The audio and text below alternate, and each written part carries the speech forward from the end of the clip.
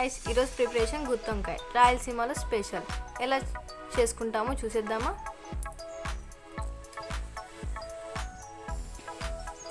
వంకాయలు కడిగి పక్కన పెట్టుకోవాలండి. పెట్టుకున్న తర్వాత కొబ్బరి తరిగేసుకోవాలండి.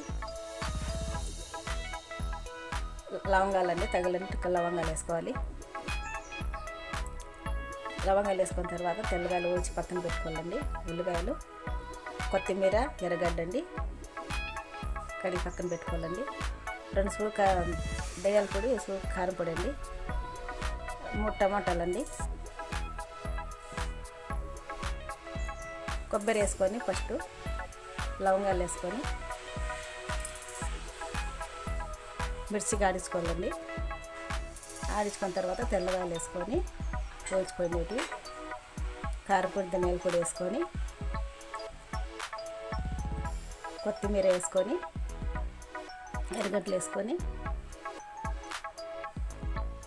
తగిలండి వాటర్ వేసుకోవాలండి.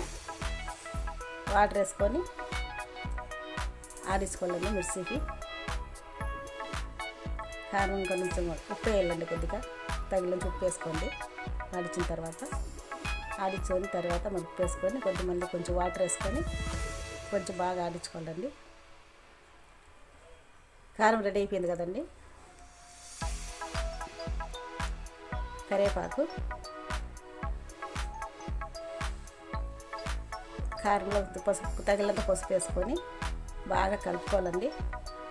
కలుపుకున్న తర్వాత బాగా కొంచెం పసుపు బాగా పక్కన పెట్టుకొని వంకాయ కోసేసుకొని 4 వంపులు, దాంట్లో కారం మనం మిక్సీకి వేసిన కారం అండి దాంట్లో నింపుకోవాలండి. గుత్తొంకాయ కూరలో నింపుకోవాలి. వంకాయకి నింపుకున్న తర్వాత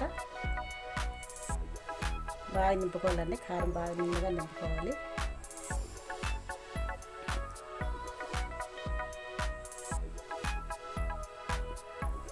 అన్నీ నింపుకొని పక్కన పెట్టుకోవాలండి.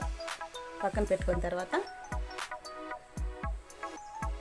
టమాటాలు చిన్న ముక్కలు పక్కన పెట్టుకోవాలండి, తరిగేసినవి. కప్ప నూనె అండి. స్టవ్ వెలిగించుకొని నూనె పోసి కరివేపాకు వేయాలండి. ముందుగా కరివేపాకు వేసిన తర్వాత మనం మిక్సీకి వేసుకుంటే కారం దాంట్లో వేసుకోవాలండి. వేసుకున్న తర్వాత కలుపుకోండి బాగా. గింటి తీసుకొని మనం కారం నింపుకుంటే వంకాయలన్నీ దాంట్లో వేసుకోవాలండి. వేసుకునే తర్వాత మనం తగినంత వాటర్ వేసుకోవాలండి. దాంట్లో బాగా ఉడకాలి కదండి. వాటర్ వేసిన తర్వాత కొంచెం తిప్పుకొని ఇంకొద్దిగా వాటర్ వేసుకొని మూత పెట్టుకొని బాగా ఉడికేయాలండి. మనం చూడొచ్చండి. కొద్దిగా ఇట్లా ఉడికిన తర్వాత టమాటా ముక్కలు ఉంటాయి కదండి,